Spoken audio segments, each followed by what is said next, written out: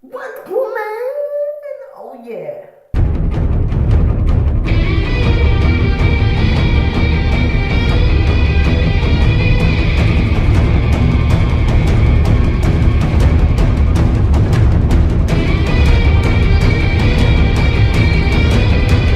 What's up guys, how are you? And I'm back here today with my Wonder Woman review.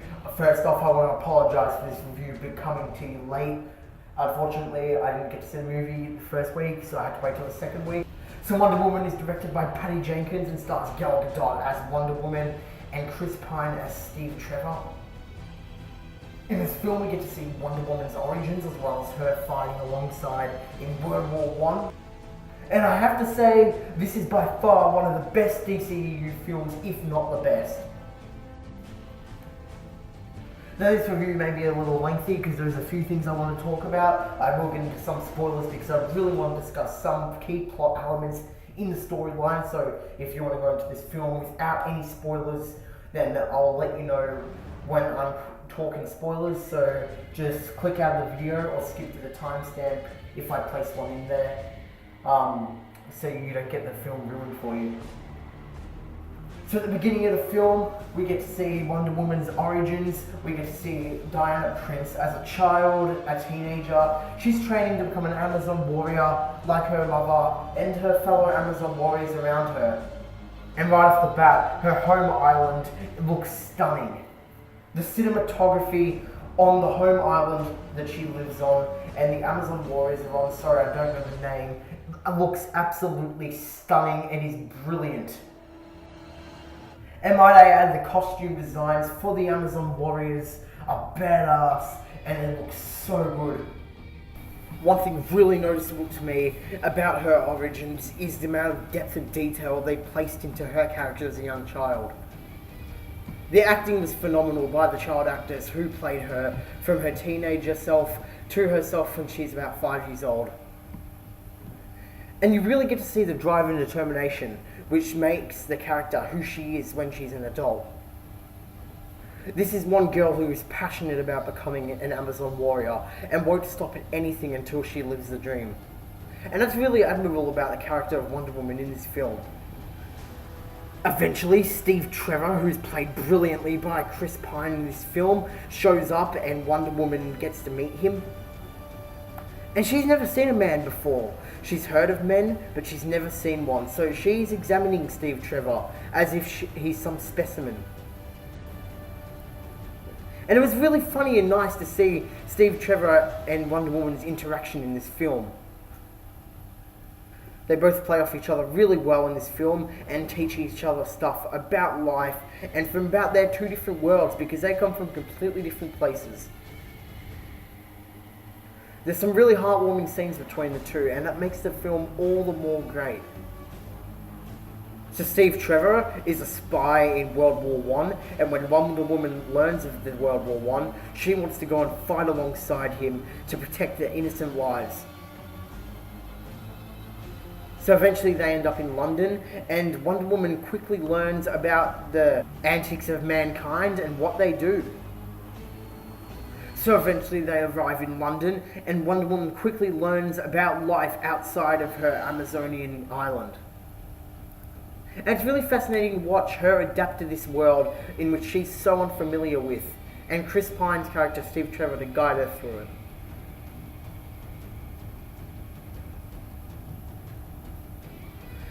Now I want to add something about the cinematography and lighting of how London looks, and it is absolutely superb for the time setting that this is set in.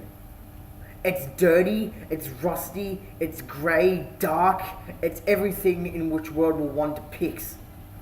And that's a real compliment to the cinematography in this film. So eventually they learn of Germans who are creating a certain gas which could wipe out millions of civilians. And Wonder Woman and Steve Trevor's job is to try and stop that gas from being released. As far as the villains in this film go, there are a few. There kind of sways between a couple of villains at one point, which I'm not going to discuss until I get into the spoilery part of this review. But overall, I felt that the villains were handled pretty well. It reminded me a lot of Captain America the First Avenger, this film, and the way those villains were handled. They're World War officers who have some scheme to try and corrupt the world. Now let's talk about the acting. Gal Gadot as Wonder Woman is the standout choice in this film. She owns the role. There is no denying it. Everything from the way she delivers the dialogue to the way that she jumps and moves during action scenes is phenomenal. Another breakout star of this film is Chris Pine as Steve Trevor. This guy's funny, witty, and has excellent charisma, as well as beautiful playback with Wonder Woman in this film. He's essentially everything you would want from a sidekick character. There are a few side characters in this film who are also handled pretty well.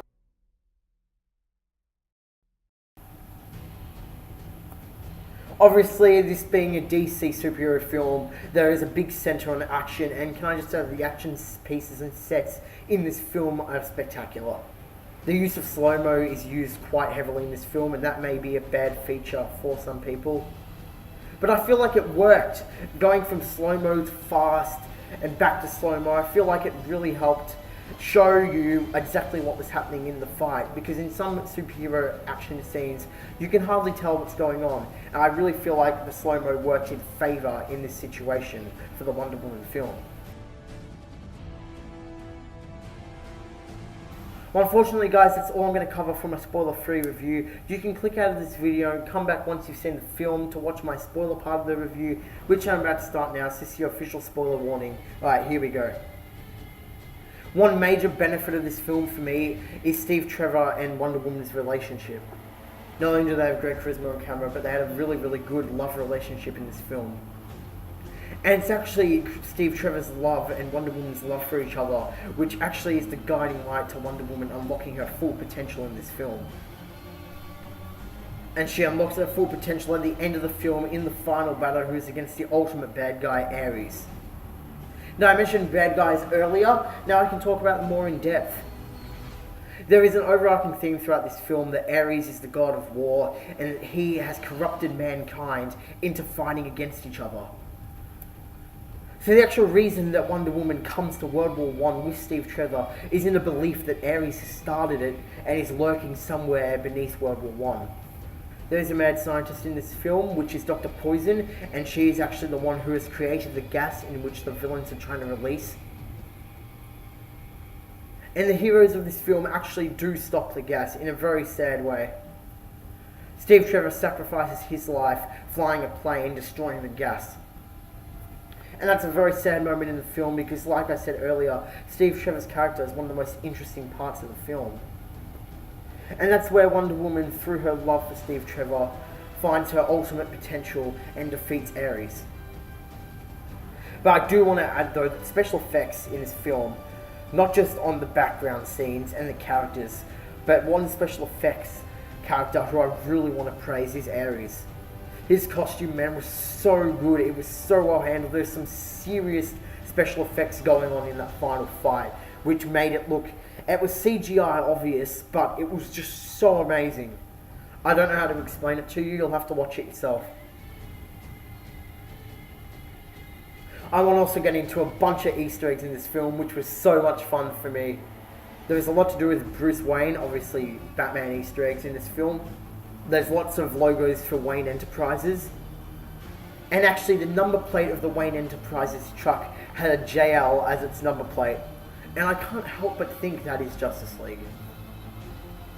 Coincidence maybe, but I have a feeling that was deliberately planted in there. Justice League's coming out in November, and after seeing this film, I'm really on board for it. Also, DC have updated their logo. It reminds me of Marvel's logos. There's a bunch of heroes coming out of it, sort of like Marvel's logo. It's very animated, it looks awesome, you gotta see it. So yeah guys, so that's Wonder Woman for you. Overall, fantastic acting, it had a great story. The World War I plot worked very well with the film and the tone. The lighting was great, the cinematography was beautiful. It was funny, witty, it had charm. And I have a feeling this is going to get the DCU right back on track. I'm going to give Wonder Woman an 8 out of 10. Once again, guys, thank you so much for watching. And before I go, I have a little personal story about my experience, which I found very funny, actually. Before the film, there was one movie that was being very heavily promoted in the trailers, and I mean very heavily promoted. It's Chris Nolan's Dunkirk, and I'm not exaggerating. There were 5 different trailers shown of Dunkirk before the film started, which is by far the most I've ever seen. I may have seen 2 on a rare occasion for a film, but 5. On the 4th one, I'm pretty sure I even let out a no. And on the 5th one, it was a face palm. It was unbelievable. And I'm not too sure why they kept showing it. But nevertheless, they got the audience talking, so... You know, Dunkirk may make a few extra bucks for that. So that's Wonder Woman, guys. Tell me down below what you thought of Wonder Woman, and tell me who you thought the best character was. And until next time, you can drop a like on this video if you enjoyed, subscribe for more content, and I'll see you guys next time. Bye.